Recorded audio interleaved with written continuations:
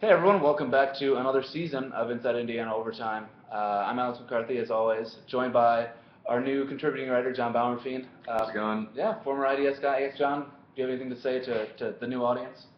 Just that I'm excited to be working or interning Yeah, with Inside Indiana this year. I'm excited.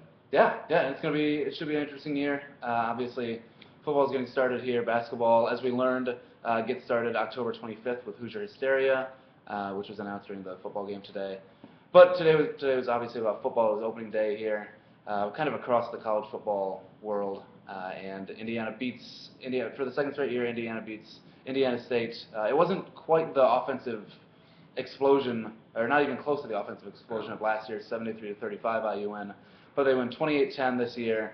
And really, I think a lot of the story, strangely, was about the defense today. I mean, we came in thinking, new defensive coordinator, a couple new coaches, a few new players, new defensive scheme, obviously, and they played really well today. I guess, John, what were your thoughts on what we saw here today? Yeah, so Indiana actually won the toss, but decided to defer to the second half. So Coach Wilson put his defense out first. First drive, we both saw was not good. Indiana State went 9 plays, 51 yards. They settled for a 42-yard field goal. They missed it, but still, the defense missed several tackles. I want to say like 3 or 4 in one play. There were a bunch of them, especially on like the first 2 plays. Yeah. It was ugly. And actually, an old-timer reporter next to us was counting them mockingly out loud. I don't know if you heard that or not. Yes. But the next time they're on the field, they forced a 3-and-out. Of course, when Indiana State punted it, the freshman Jay-Sean Harris II muffed the punt. So Indiana State got the ball back, and then they went 6 plays, 28 yards, got a field goal out of it. But the IU defense only gave up 10 points, and both those drives were,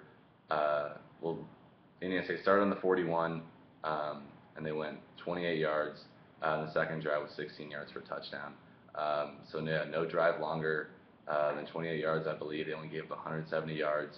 And they made a lot of tackles. Sound tackling afterwards. I know Coach Wilson talked a lot about that. He was proud of that from his defense. And yeah, it was just a pretty solid overall performance. They didn't force any turnovers. So it's not that they directly won the game for the team.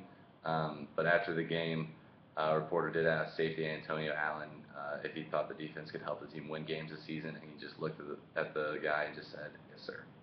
So I thought that was pretty cool. Yeah, and that was kind of the whole story of the day, was the defense kind of making this understated statement of, it wasn't necessarily a flashy game at all on either side of the ball.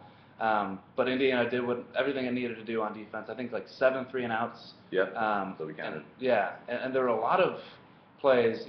Most years, or at least the past 4 or 5 that I've been here for, the Indiana defense tends to, like on that first drive, miss a lot of tackles, especially in the open field. When a wide receiver catches a ball by the perimeter and kind of makes a move and gets around a cornerback.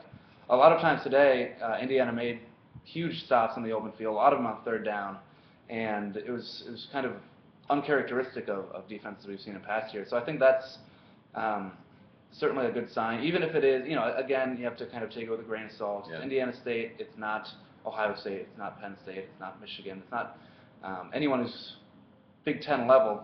But still, the technique is there. They made sound tackles, they made really great plays in space. So I think there's a lot of cause for optimism there. And then on the other side of the ball, speaking of signs of optimism, Tevin Coleman was just, from his first carry today, he was magnificent. He went for a career-high 247 yards on the ground, helped Indiana compile 455, which is one of the best rushing games in Indiana history.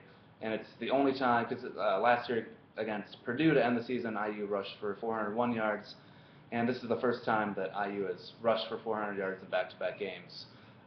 So it's a kind of a testament to how good that offensive line is and how good the IU running back core is. Remember, against Purdue, Tevin Coleman wasn't even a part of that. It was Stephen Houston, D'Angelo Roberts, guys like that, and Trey Roberson. But now it's kind of Tevin Coleman's show, and he's center stage right now.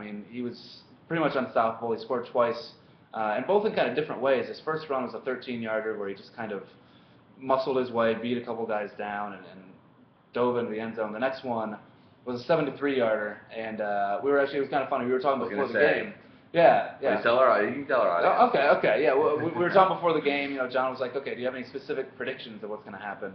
I don't even remember what I said. I think I made a score prediction, and then I said Sudfeld was going to throw for however many yards, which obviously was wrong. Yeah. But you said the only prediction you made was that Tevin Coleman's going to have a touchdown run of 45 yards or more. Yeah, yeah. Which he exceeded that by 30 yards. Yeah. But it was just like, as soon as he broke into that second level, I knew that John was right, and that Coleman was. I mean, he has just total breakaway speed, and it's going to be fun to watch him this year if he stays healthy all year. But we also, we kind of mentioned Nate Sudfeld, the passing attack that IU has kind of groomed the past couple of years wasn't really there at all today. As you hear a train going by Memorial Stadium, it just wasn't really there at all. I mean, there was a lot of there were a lot of young wide receivers. The receiving corps is totally different. I mean, Shane Wynn, instead of being in the slot, is outside. Nick Stoner, who hasn't really played that much, Jay Sean Harris and Timmy Cobbs, who were two freshmen, had to kind of bear a lot of the load in terms of being targets for Nate Sudfeld. He only attempted 18 passes, completed 11 of them, threw an interception that, like you said, John, kind of set up a touchdown. But we didn't really see much at all out of Indiana's passing attack. And I think, we were talking a little bit before this, I think it's kind of intentional that Indiana didn't really want to show anything. It didn't really need to pass for 400 yards, 300 yards to beat Indiana State today, as they showed. And I think they just kind of, not necessarily sat back in the passing game, but didn't really want to do anything where an opponent could look on tape and kind of game plan for it. So it was kind of interesting to see that whole dynamic of IU just. It was almost like lackadaisical, the passing game. I feel like the routes were just, they weren't very sharp. It was more of just kind of guys running longer routes and not really, or hanging out underneath where like the linebackers would be.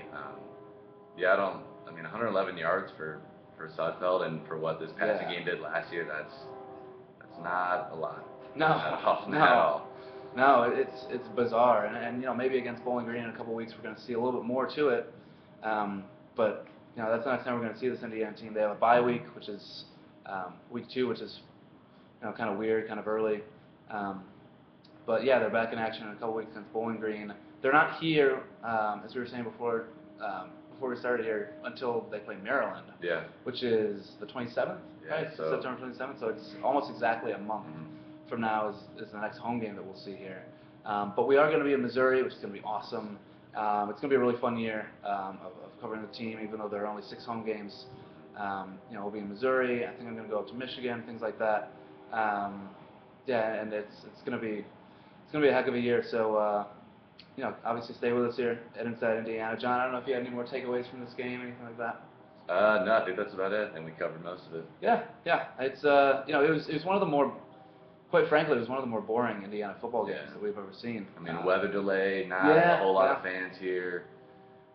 Tailgate field sounded fairly weak today. Yeah, I wasn't really watching, but it's kind of kind of an odd Indiana performance here. But we'll see what happens, when they're back in action. For John Bauernfeind, I'm Alex McCarthy, and thanks for watching Inside Indiana Overtime.